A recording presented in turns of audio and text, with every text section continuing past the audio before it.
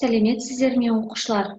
Мен Алматы облысы, Талдықорған қаласы Абай атындағы номер 1 орта мектеп гимназиясы коммуналдық мемлекеттік мекемесінің тарих пәні мұғалімі Отарқожа Мадина Нұржапарқызы. Қазақстан тарихы 5 сынып. Бөлім ғұндар. Сабақтың тақырыбы ғұн тайпаларының бірігуі 1 сабағы. Зерттеу сұрағы: неге Мөде Шанюй жер мемлекеттің негізі деді? Сабақтың мақсаты: тарихи фактілерге және карталық мәліметтерге сүйене отырып, ғұндардың мекендеген аумағын анықтау және тұрмыс тіршілігін сипаттау. Келесі бейнероликті көре отырып, сіздер мынадай сұрақтарға жауап аласыздар. Ғұндар дегеніміз кімдер? Олар қай ғасырда өмір сүрді? Ғұн тайпаларының негізін қалаушы кім? Бейнероликке назар аударайық. Жетіп, ғұн тайпаларының басын біріктіріп, билеуші Шанюй атанады. Оның билігі үстем болып, аспан ұлы деген атаққа ие болады. Мөде Шанюйдің билікке келуімен ғұндар жерлерін кеңейту үшін көршілес тайпаларға жорықтарын бастайды. Ғұн, үйсін, қаңлылар бір-бірімен көрші елдер болатын. Ал ғұндар мен Қытайдың хан династиясы арасындағы соғыс біздің заманымыздан бұрынғы 188 жылы хан династиясы әскерлерінің жеңілісімен аяқталады.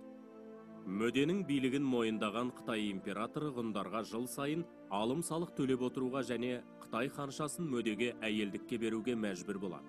Ғұндар негізінен киіз үйде тұрған, бірақ қысқы тұратын үйлері де болған. Тері мен жүннен тоқылған маталардан киім киген. Бай ауқатты адамдар киімдерін жібек матадан тіккізген.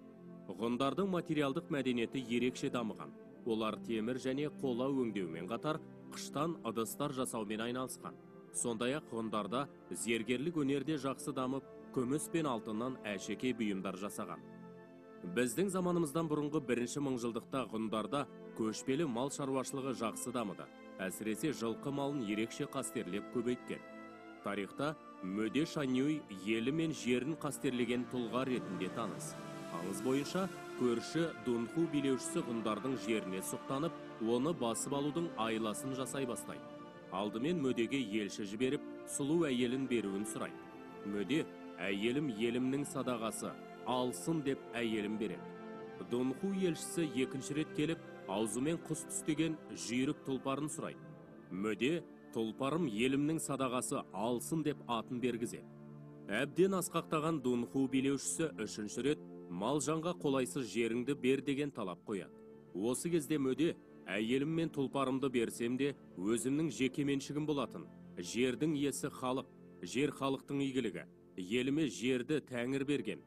Жер болса, халықта болады, мемлекетте болады.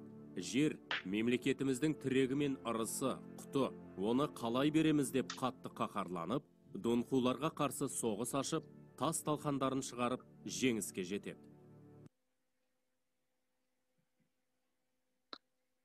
Бейнероликті көріп болсақ, ғұндар жайлы деректерге назар аударайық.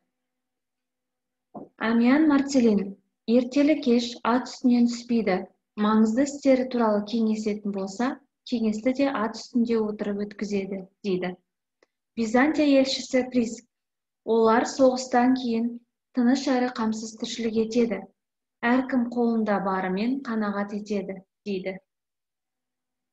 Атиланың бір замандасы: Атила таңертең үйден шығысымен есік алдында тұрып, халықтың мұң-мұқтажын тыңдады.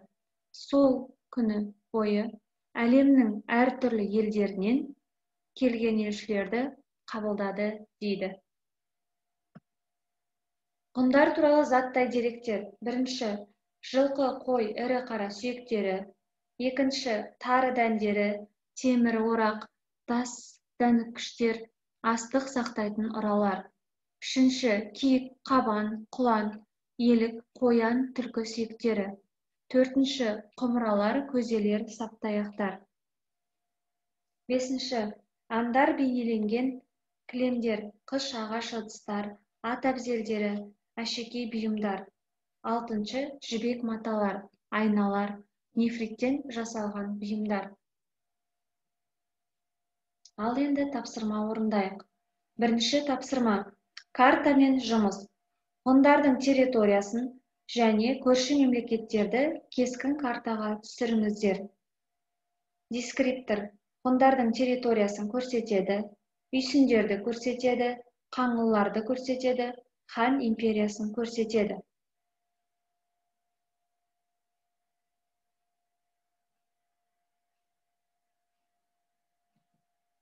Дұрыс жауабымен тексеріп көрейік.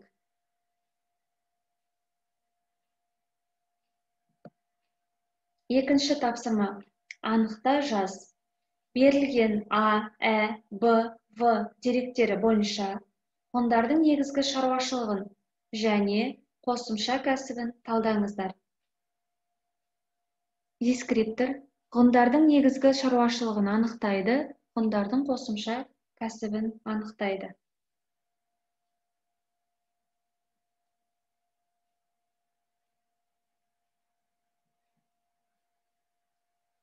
Ал енді балалар, бүгінгі сабақ бойынша рефлексия жасайық. Яғни мынадай сұрақтарға жауап айтамыз. Бүгінгі сабақта мен не білдім? Сабақ барысында қандай қиындыққа кездестің? Сабақ барысында қандай сұрақ туындады? Оқу тапсырмасы 5-1 параграфты оқу. Жақсы оқушылар, сау болыңыздар.